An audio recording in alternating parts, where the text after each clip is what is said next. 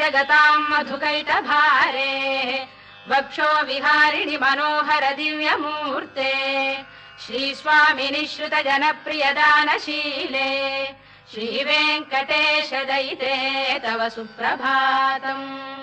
तव सुप्रभातमरविन्दलोचने भवतु प्रसन्नमुख चन्द्रमण्डले विधिशङ्करेन्द्रवनिताभिरर्चिते वृषशैलनाथ दयिते दयानिधे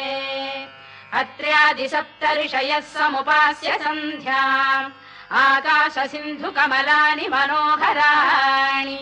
आदाय पादयुगमर्चयितुम् प्रपन्नाः शेषाद्रिशेखर विभो तव सुप्रभातम् पञ्चाननाब्ज भव षण्मुख वासवाद्याः त्रैविक्रमादिचरितम् विबुधास्तु वन्ति भाषापतिः पठति वासर शुद्धिमाला।